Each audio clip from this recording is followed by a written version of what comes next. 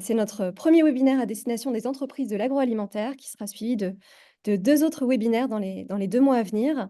Et aujourd'hui, on fait un zoom sur comment est-ce qu'on peut décarboner les procédés des entreprises de l'agroalimentaire. Et on a autour de la table Julien Jaouin, hem, qui travaille en tant que chef de projet énergie pour le programme Pacte Industrie au sein de l'ADEME. Et on a également Grégory Chopinet, qui est CEO de Lehman Energy, donc un bureau d'études spécialisé sur l'efficacité énergétique des entreprises. Et moi-même, Clara Giraldou, qui suis directrice de projet au sein de Carbon Cutter, donc un cabinet de conseil spécialisé sur la transition écologique. Alors, le programme pour aujourd'hui. Tout d'abord, on va prendre 5 minutes pour prendre un peu de hauteur et parler des grands défis du secteur agroalimentaire. Et enfin, on entrera dans le vif du sujet pour parler des 5 leviers que les entreprises de l'agroalimentaire peuvent actionner pour décarboner leurs procédés.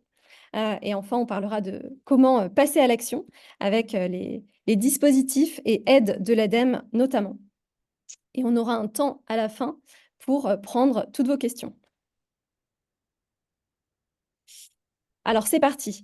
Vous le savez peut-être, le secteur agroalimentaire, il est au cœur de tout un tas d'enjeux environnementaux. Je ne vais pas tous les citer puisque ce n'est pas l'objet de ce webinaire, mais je vous en partage quand même quelques-uns. Aujourd'hui, le secteur, c'est environ 90% de la déforestation dans le monde, en grande partie liée à l'élevage intensif, mais pas que. C'est aussi, le secteur qui est responsable, en grande partie de, l'effondrement de populations, d'insectes. Si on zoome sur l'Europe, on a 75 des insectes qui ont disparu en une trentaine d'années et c'est, en grande partie à cause de la façon dont on produit, nos aliments et notamment, à cause des intrants chimiques, qu'on utilise. C'est aussi, un secteur qui représente environ un quart des émissions de gaz à effet de serre dans le monde, donc qui contribue, assez largement au réchauffement climatique, qu'on connaît. Alors c'est un secteur qui a un impact fort sur l'environnement, mais c'est aussi un secteur qui est vulnérable face à la dégradation de l'environnement. On peut prendre comme exemple, le fait que, 75 des plantes qu'on retrouve dans nos assiettes, en fait, elles dépendent de, la pollinisation animale, donc des insectes, chauves-souris et autres. Donc elles dépendent, heu, de la quantité d'insectes, qu'il existe sur la planète. Et vous savez aussi que, c'est un secteur qui est vulnérable face, aux aléas climatiques qui s'intensifient et qui augmentent en termes de fréquence. Donc c'est à la fois un secteur qui a un impact fort sur l'environnement, mais aussi un secteur qui est en première ligne, face à tous les enjeux environnementaux qu'on est en train de traverser. Et donc si on souhaite, pouvoir demain nourrir l'humanité, heu, tout en préservant le vivant et en préservant notre santé, il faut absolument accélérer, la transition, agricole et alimentaire. Et pour transformer justement notre système alimentaire, il faut que tous les acteurs, autour de la table s'engagent. Donc à la fois les agriculteurs en amont, sur la façon dont on cultive, nos aliments, comme les entreprises de l'agroalimentaire, donc à la fois les transformateurs comme les, distributeurs qui commercialisent, tout ce que l'on consomme, mais aussi les consommateurs pour que, qu'ils puissent faire des choix, éclairés par rapport à ce qu'ils consomment. Heu et au-dessus de tout ça, on a, les régulateurs qui ont, aussi un rôle à jouer pour mettre en place, des réglementations et autres qui favorisent les comportements vertueux de, tous ces acteurs autour de la chaîne. Alors aujourd'hui, ce webinaire, il est dédié aux entreprises de l'agroalimentaire et on va revenir sur tous les leviers qui existent, pour celles qui souhaitent s'engager. On a l'habitude de regrouper ces leviers en 3 catégories. Pour nous, les entreprises de l'agroalimentaire, elles peuvent travailler sur l'amont, en travaillant main dans la main avec leurs fournisseurs. Elles peuvent valoriser tous les efforts qu'elles font sur l'amont auprès de leurs clients, pour favoriser, des comportements, vertueux au niveau des clients et elles peuvent aussi travailler sur, leurs opérations au niveau de leurs procédés industriels. Et aujourd'hui, justement, on fait un zoom sur les procédés industriels. Alors pourquoi est-ce qu'on commence par ça? Tout d'abord, parce que c'est un enjeu. Si on regarde, les industries en France, l'industrie agroalimentaire, c'est le troisième secteur industriel le plus énergivore, derrière l'industrie chimique et la métallurgie.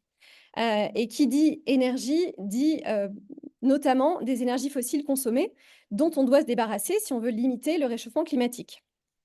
Et si on veut atteindre les objectifs de décarbonation fixés par l'État pour l'industrie, il faut donc que, l'industrie agroalimentaire, y participe. Mais c'est pas la seule raison. Il y a une deuxième raison, pour laquelle on commence par vous parler de ça, c'est que cette catégorie, les procédés industriels, c'est aussi la catégorie sur laquelle il est, le plus facile d'agir en tant qu'entreprise, parce que c'est à la fois souvent synonyme de gains économiques sur, les factures d'énergie, par exemple, et c'est aussi la catégorie sur laquelle, les entreprises ont le plus la main. À la différence de travailler sur, l'amont, par exemple, où il faut travailler avec les fournisseurs et où c'est donc un travail de plus longue haleine, sur du plus long terme. Et pour les entreprises de l'agroalimentaire spécifiquement, en fait, il y a de nombreuses opportunités pour décarboner les procédés et on va en parler de façon, plus spécifique avec, Grégory. Et justement, je passe la parole à Grégory qui va nous parler des spécificités pardon, de, l'industrie agroalimentaire et des leviers qui existent pour décarboner les procédés. Bah, effectivement, merci Clara pour cette introduction. Et donc, bah, finalement, on est au cœur de la chaîne de valeur. On est, ici au contact, des procédés industriels qui schématiquement, se représentent ainsi, c'est-à-dire qu'on a un croisement de 2 flux. Un flux matière, des matières premières qu'on vient, transformer en produits et coproduits et hem et cette transformation, elle se fait en utilisant de l'énergie. Donc on a ici en la verticale, un vecteur énergétique. Donc, au départ, on a des sources d'énergie, électricité, gaz, que des utilités vont transformer en eau chaude, vapeur, air comprimé. Donc les utilités, c'est le nom qu'on donne à ces équipements qui vont permettre de transformer des énergies primaires en énergie finale, eau chaude, eau glacée, air comprimé, vapeur. Et à la sortie des procédés, on va observer qu'on a des rejets thermiques qui partent à l'atmosphère ou dans les stations d'épuration, de retraitement des eaux, et qu'on va aussi pouvoir valoriser. Donc, la caractéristique aussi dans l'agroalimentaire, c'est qu'on est sur des procédés dits basse température. Donc on va être, en dessous de 150 degrés en général, sur des fours de cuisson, 250 degrés, mais voilà, majoritairement, on est sur ce qu'on appelle des basses températures. On n'est pas à 900 degrés, quoi.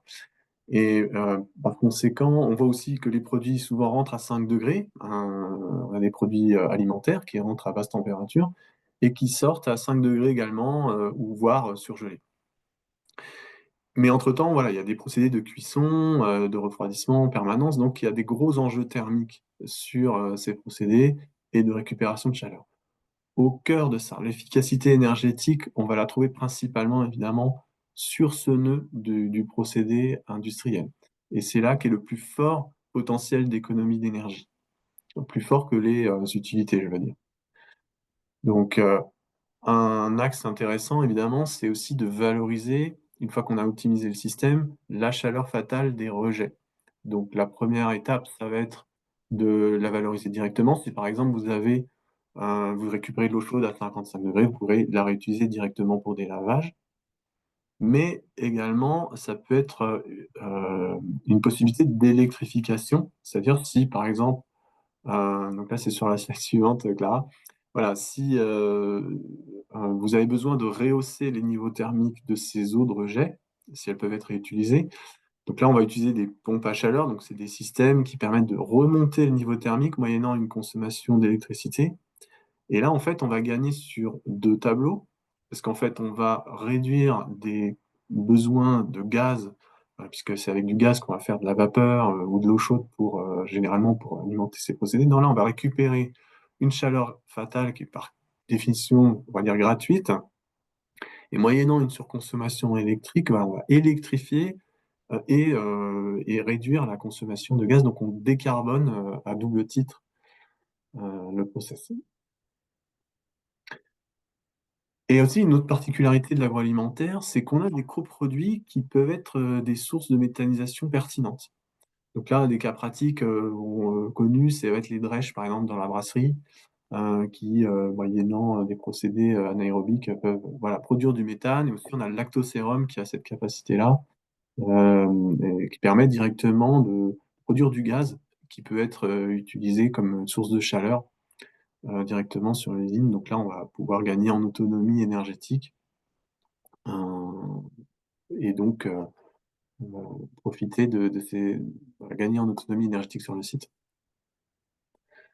Enfin, voilà, ce qui est connu également, c'est qu'on a la capacité de produire de l'énergie renouvelable sur le site. Donc, c'est encore un axe de décarbonation, de produire localement de l'énergie solaire, solaire thermique, etc. Donc, en synthèse, voilà, ça représente 5 leviers qui sont synthétisés ici. Pour autant, tous ces leviers ne se valent pas. Et donc aujourd'hui, ce qu'on veut, c'est vraiment vous montrer que la priorité est vraiment à mettre sur l'efficacité énergétique au sens large. Donc, il y associe aussi la récupération de chaleur et cette valorisation des déchets, qui pour nous, en fait, est vraiment un axe à prioriser, dans le sens où déjà, toute l'énergie que vous ne consommez plus, c'est la plus décarbonée des énergies. Et en plus de ça, ce sont des investissements qui peuvent être rentabilisés grâce aux économies d'énergie. Donc ils sont économiquement viables en fait. C'est ça qui est très important, plus que le fait de installer des productions d'énergie renouvelable sur votre site. Pour autant, si voilà, vous décidez de vous lancer dans la décarbonation du mix, donc on appelle le mix énergétique, c'est finalement le panier d'achat des énergies que vous prévoyez sur votre site. Donc des énergies qu'on peut acheter à des fournisseurs d'énergie classiques. On va ajouter à ça en fait aussi les énergies que vous pouvez produire sur place. Donc avant de vous lancer là-dedans, déjà assurez-vous que tout soit bien optimisé. On revient sur l'efficacité énergétique, mais ça c'est très important pour éviter de surdimensionner ces équipements. Enfin, cette énergie qu'on va produire localement, elle a deux possibilités. Soit on va l'autoconsommer sur site, donc là vous gagnez en autonomie, c'est ce qu'on expliquait tout à l'heure. Et puis en plus de ça, voilà, euh, il y a une facilité de mise en œuvre d'autoconsommer son énergie. Si vous êtes excédentaire, c'est là qu'il est plus pertinent de revendre ce surplus d'énergie, soit un réseau de chaleur, soit un réseau électrique. Et, mais pour le coup, là, les exigences sont pas les mêmes. Par exemple, sur l'électricité, le fournisseur, enfin le réseau, va vous demander en fait des équipements de sécurité électrique parce qu'il faut fournir une qualité électrique irréprochable. Donc, voilà, ça génère un peu plus de complexité, mais c'est possible évidemment. Et enfin, voilà, ça aussi, faut pas oublier que ça peut avoir des interactions. Ces choix de décarboner le mix, en fait, peuvent avoir des impacts sur la sécurité, sur la qualité de vos produits, de vos lignes de production. Et ça peut avoir un impact évidemment sur les infrastructures, parce qu'on peut pas mettre forcément des panneaux solaires sur tous les bâtiments. Il faut parfois renforcer euh, les infrastructures pour pouvoir le faire. Donc justement, si on focalise en termes méthodologiques là, sur la partie, sur le volet de l'efficacité énergétique, donc euh, mettons qu'on parte d'un cas idéal. Donc on part d'une usine toute neuve, une usine idéale de l'agroalimentaire. La première chose qu'on va chercher à identifier, c'est ok, quels sont les procédés idéaux, donc quelles sont finalement les transformations en jeu. Et donc là, on va parler d'énergie minimum requise à la transformation de ces matières en produits. Et donc c'est là qu'on va éco-concevoir le procédé idéal. Sur ce procédé idéal, on va dimensionner des équipements de transformation, des utilités, euh, de telle sorte qu'ils puissent fournir l'énergie requise pour ce procédé idéal. Bien entendu, on va aussi élaborer des consignes opératoires, des fonctionnements, et on va former les équipes à ces pratiques et mettre en place des systèmes qui vont permettre de surveiller d'éventuelles dérives. Et donc là, ça nous permet d'évaluer finalement une énergie idéale qui va être utilisée par le système, une sorte de référence en fait. Mais bah, la plupart du temps, on parle d'une usine existante qui a son histoire. Et donc, la première chose qu'on observe, c'est que déjà, les produits ont évolué. Donc, le procédé n'est pas forcément euh, super adapté en fait aux produits tels qu'ils ont évolué. Puis aussi, peut-être parce qu'ils ont été conçus à une époque où la considération de l'énergie ou du carbone ne sont pas celles d'aujourd'hui. Donc, il faut les adapter. Donc, ce qui a pour impact, en fait, du coup, les installations peuvent aussi être inadaptées. Donc, soit des équipements qui sont vétustes du fait de leur vieillissement, ou des utilités qui sont surdimensionnées. Voilà, donc ça peut être source de non-performance. Et enfin, au niveau des opérations, comme on peut le deviner, donc là, on a euh, des réglages, en fait, qui ne sont pas forcément optimaux, un manque d'entretien ou parfois aussi voilà, la formation du personnel ou le fait qu'il y ait des intérimaires qui interviennent sur site fait qu'il peut y avoir des manques de compétences affûtées sur l'utilisation de ces machines. Et également, on peut observer des fuites ou des pertes diverses sur les réseaux de vapeur d'air comprimé. Donc, tout ça fait qu'en fait, l'énergie réellement utilisée par un système industriel peut être beaucoup plus importante que le cas idéal. Donc c'est ça qu'on va chercher à optimiser. Le premier levier qui est intéressant, c'est celui de la sobriété énergétique. Quand on parle de sobriété énergétique, on est surtout sur le volet des opérations, c'est-à-dire à éliminer toutes ces fuites, tous ces gaspillages énergétiques et la formation du personnel, et toute la révision des consignes opératoires. Et là, vous pouvez atteindre jusqu'à 10% d'économie d'énergie sans investir. Et c'est ça qui est intéressant, parce que du coup, on a des résultats rapidement et c'est motivant pour les équipes. Donc, à titre d'exemple, on a travaillé sur un groupe chocolatier, sur une dizaine de sites. Hein, on les a accompagnés dans le cadre d'un contrat de performance énergétique de service, où justement, on a travaillé avec les équipes par des ateliers réguliers à définir un plan d'action opérationnel, à réviser les temps de cycle, définir des alertes et des seuils, et finalement, euh, ben, apporter voilà, une amélioration continue du système vu de l'énergie. Et donc le résultat, ça a été d'observer, de mesurer 11% de réduction des consommations d'énergie, notamment sur le premier axe qui a été le talon de consommation. Alors qu'est-ce que c'est que le talon? Le talon, c'est l'énergie que l'on observe dans les périodes d'arrêt. Donc là, le soir, les week-ends, l'usine s'arrête et pour autant, on constate par exemple qu'on est à 30% de la puissance habituelle de fonctionnement. Donc c'est souvent une surprise. Donc là, on va regarder pourquoi est-ce que certains usages continuent de tourner les week-ends. Est-ce qu'on peut adapter des consignes particulières sur ces périodes de coupure?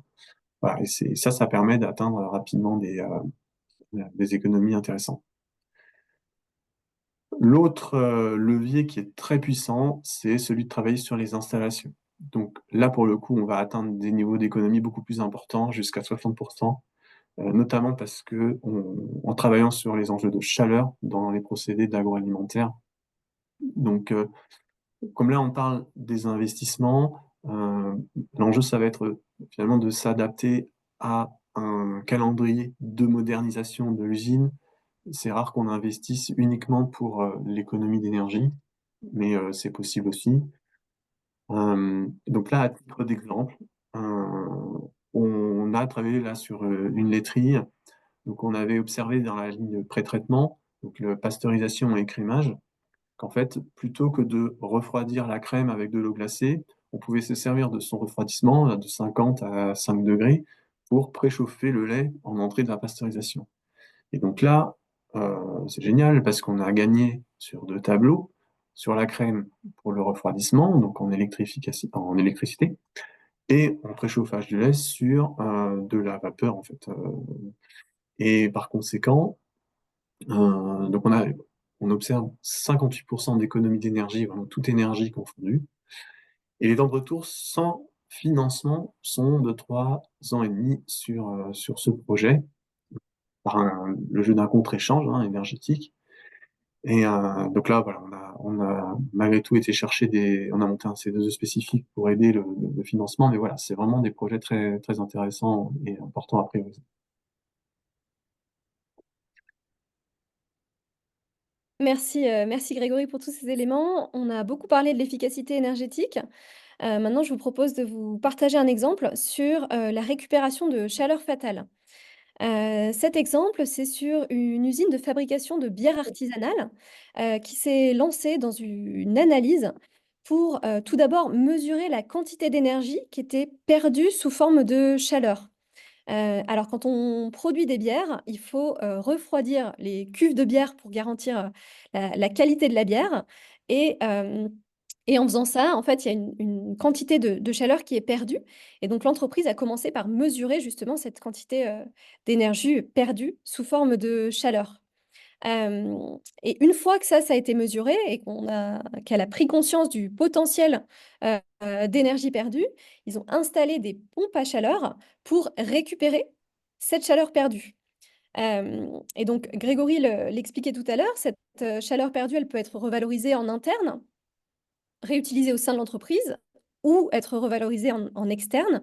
Dans ce cas précis, les revaloriser en interne pour, chauffer l'eau ou, chauffer les bureaux, l'hiver.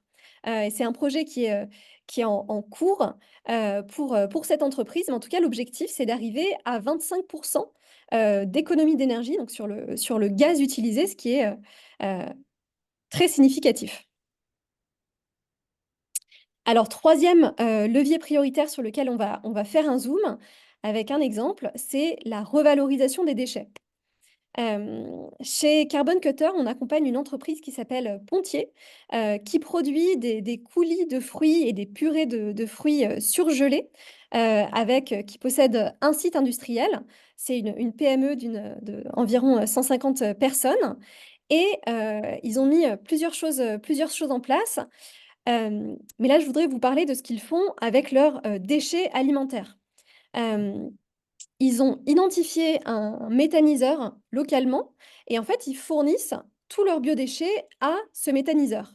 Ce méthaniseur qui donc transforme les biodéchets en énergie, en biogaz et qui ensuite fournit du biogaz en retour à, cette entreprise, Pontier. Et en fait, ce, biogaz qui est issu des déchets revalorisés par, le méthaniseur, partenaire, il représente aujourd'hui 25 du biogaz consommé par, l'entreprise. Entreprise qui a également, basculé, tout son gaz en, biogaz, en achetant, du gaz avec des garanties d'origine, de biogaz sur, 100 de son gaz. Alors c'est tout pour les leviers pour décarboner, ces procédés. Maintenant, je vous propose de, parler de comment est-ce que vous pouvez passer à l'action. Et Julien, je vous donne la main pour, nous parler des dispositifs et des aides de l'ADEME. Merci Clara. Alors je vais commencer par vous parler d'un programme, donc le programme Pacte Industrie, qui est un programme C2E sur 3 ans, donc 2023-2026, porté par l'ADEME et l'Association technique énergie-environnement, et qui vise à enclencher un changement d'échelle dans l'engagement des industriels pour la décarbonation de leur activité. Donc c'est un programme qui s'adresse à l'ensemble des industriels, quelle que soit la filière ou la taille de l'entreprise. Et l'idée, c'est de combiner montée en compétences des acteurs industriels, donc à l'échelle individuelle, et des marges d'accompagnement à l'échelle des groupes ou des sites industriels, et donc de proposer un panel de solutions qui vont vous aider à mettre en place et à structurer votre démarche de décarbonation. Concrètement, il y a ces deux leviers d'action, hein, formation d'un côté et accompagnement de l'autre. Et donc, on vous propose de travailler sur trois thématiques qui nous paraissent clés, qui sont donc le management de l'énergie, la stratégie de décarbonation et le financement des projets de transition. Sur le volet management de l'énergie, la première action, ça consiste d'abord à désigner un référent énergie et à le former. Et donc, on propose donc avec Pacte Industrie une formation que vous connaissez peut-être puisqu'elle existe depuis 2015. C'est la formation ProRéféi, qui vise à former ces référents énergie. Ensuite, côté accompagnement, donc on propose donc quelque chose qui qui va complètement dans le sens de ce qui vient de vous être présenté, hein. C'est l'étude d'opportunité d'évolution du mix énergétique. Donc justement, par rapport à ce qu'a présenté notamment Grégory. Donc l'idée, c'est d'étudier et de hiérarchiser l'ensemble des solutions de décarbonation pertinentes à l'échelle d'un site industriel, et donc de faire les bons choix dans le bon ordre avant de se lancer dans l'investissement. Et le livrable final de cette étude d'opportunité, c'est une feuille de route de décarbonation à l'échelle du site industriel. Le troisième dispositif côté management de l'énergie, c'est une prime jusqu'à 40 000 euros, donc, avec le dispositif ProSMN, pour vous aider à mettre en place un système de management de l'énergie certifié ISO 50001. Le second volet, c'est donc de Pacte Industrie. Je l'ai évoqué, c'est le volet stratégique. Donc l'idée ici, c'est de vous accompagner dans la construction de votre stratégie de décarbonation à l'échelle du groupe, en s'appuyant sur la méthodologie ACT, donc vous avez peut-être entendu parler, et de définir donc un plan de transition qui permet notamment d'alimenter le volet climat de la CSRD, et donc qui vous aide à projeter l'entreprise dans le temps. Et enfin, donc le dernier volet de ce programme Pacte Industrie, la dernière dimension, c'est la dimension financement. Donc, puisque ces projets doivent être financés.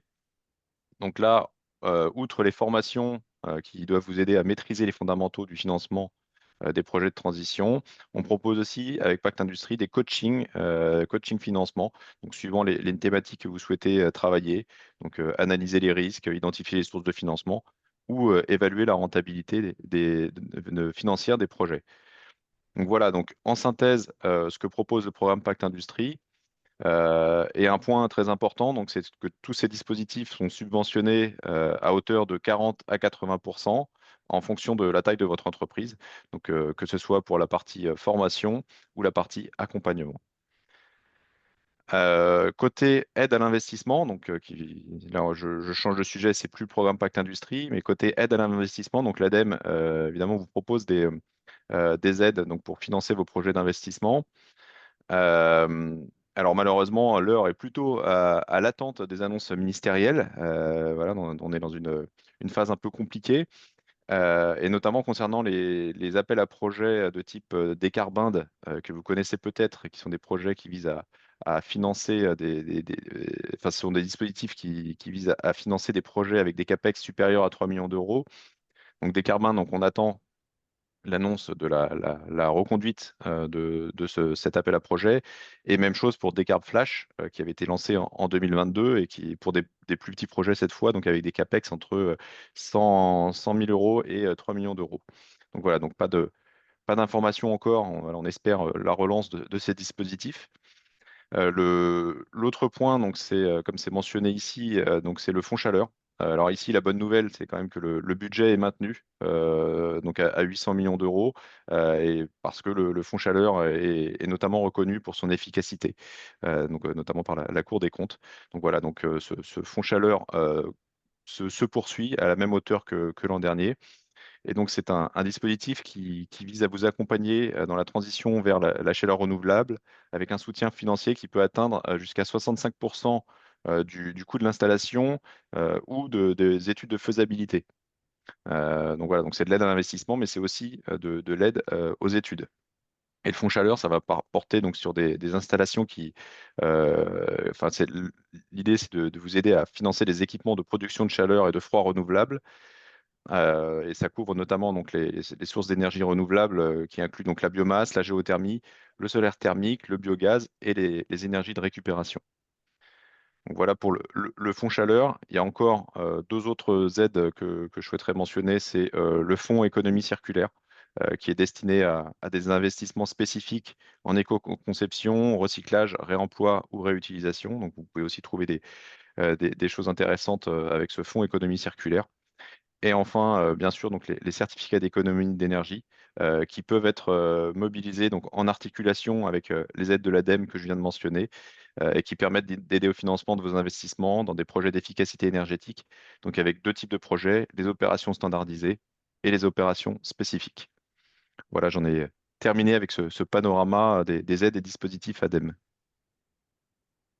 Merci pour cet excellent panorama. Et donc, pour résumer, il existe à la fois des dispositifs pour vous aider à vous lancer et à structurer votre démarche, soit votre démarche énergétique, soit votre démarche de transition bas carbone. Et il existe aussi des aides, une fois que vous avez identifié les projets, pour vous aider à financer ces projets. Et donc, comment passer à l'action immédiatement? Grégory, je vous passe la main pour présenter ce que vous proposez sur la partie énergétique. Effectivement, le message qu'on voulait vous transmettre aujourd'hui, c'est de bien intégrer une stratégie globale de décarbonation qui va finalement, enfin nous, ce qu'on vous recommande, c'est de prioriser, vous l'avez compris, une stratégie d'augmentation des performances énergétiques des procédés, qui va permettre de dégager des économies d'énergie à plus ou moins courte échéance sur votre facture d'énergie. Donc ça se matérialise par un audit énergétique qui permet justement de dresser un état des lieux, de cartographier les flux énergétiques et donc de définir une stratégie de terrain, d'évaluer aussi l'opportunité du mix énergétique et comment le faire évoluer par euh, une production d'énergie locale ou une adaptation des achats d'énergie.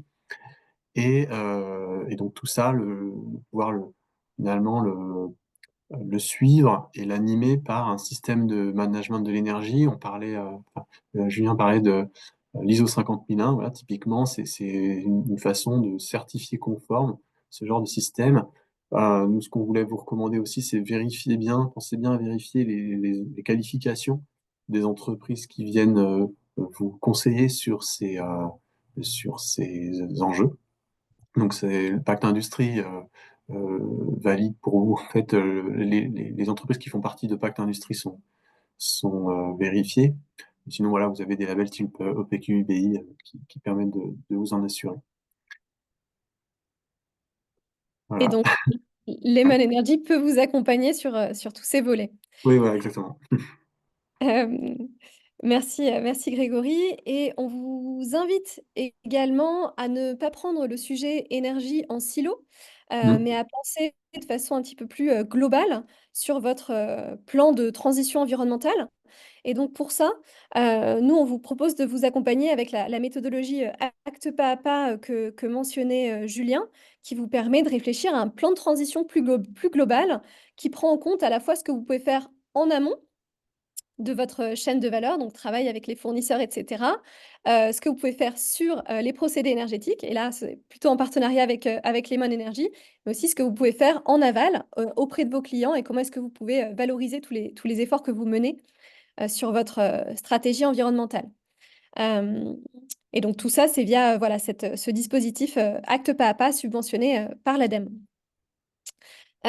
On peut aussi vous aider sur la partie formation, sensibilisation, séminaire stratégique, soit avec les équipes de direction, soit avec les équipes au sens un peu plus large, pour les aider à monter en compétences sur tous les sujets environnementaux spécifiques à l'industrie agroalimentaire, pour pouvoir ensuite déployer des plans de transition qui soient pertinents. Donc ça, c'était sur le deuxième volet, plan de transition. Et enfin, on peut aussi vous accompagner sur la construction d'un plan de financement. Euh, Évidemment, enfin, le financement, c'est la clé, c'est une des clés pour assurer le succès de votre transition et de votre démarche énergétique. Et aujourd'hui, le dispositif, donc trajectoire d'investissement bas carbone, il vous permet, à l'échelle d'un groupe, d'identifier les investissements qui sont nécessaires et de les planifier pour et de les planifier pour savoir quand est-ce qu'il faut investir quelle somme d'argent pour arriver à réussir et à réaliser son plan de transition à la fois bas carbone et énergétique. Et donc, c'est un volet sur lequel on peut aussi vous accompagner avec Lemon Energy. Mm. Exactement, voilà, on s'est associé justement pour apporter une réponse complète à l'ensemble de ces volets avec Carbon Cutter, oui, tout à fait. Absolument. Et donc, on arrive à la fin de ce premier webinaire. Et donc, avant Mm. d'ouvrir pour les questions, je vous précise donc qu'on reviendra avec de nouveaux webinaires sur les sujets suivants, sur l'amont et tout ce que vous pouvez faire sur le travail avec vos fournisseurs, Et enfin sur l'aval, tout ce que vous pouvez faire pour valoriser les efforts, auprès des clients. J'en ai fini avec la présentation. Je vous invite à poser vos questions dans le chat et j'arrête le partage.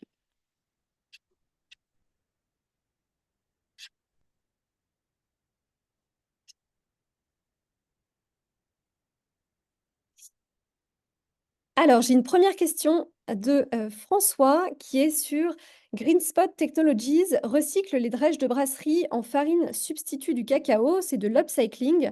Y a-t-il d'autres exemples aussi vertueux? Et je laisse peut-être Grégory répondre si, s'il existe d'autres exemples. Oui, alors effectivement, bah, si vous regardez un petit peu sur Internet, vous allez trouver un certain nombre d'exemples. Pour le moment, c'est encore des tests. Enfin, je pense que c'est des systèmes, en tout cas en France, qu'on a encore besoin de roder. En tout cas, oui, il y a d'autres exemples qu'on peut trouver. Mais si vous voulez, dans le chat, je pourrais vous en citer quelques-uns plus concrets. Si vous voulez demander des références ou quoi, on pourra les mettre dans le fil de la discussion si vous voulez. Merci et je partage une deuxième question de François également, qui est, The Shift Project publie sur le même sujet. Comment est-ce que, ces publications s'interfacent avec, nos insights? En fait, il y a pas que, le Shift Project et nous qui publions sur ces sujets, il y a tout un tas, d'organisations qui publient sur ces sujets. Aujourd'hui, je pense que en tout cas, ce qu'on a étayé pendant ce webinaire, je pense que c'est aligné avec ce que raconte le Shift Project et j'ai d'ailleurs eu l'opportunité de participer à, leur soirée de publication des résultats de leur étude la semaine dernière et j'ai l'impression qu'on est assez alignés sur tout ce qu'on raconte, heureusement d'ailleurs.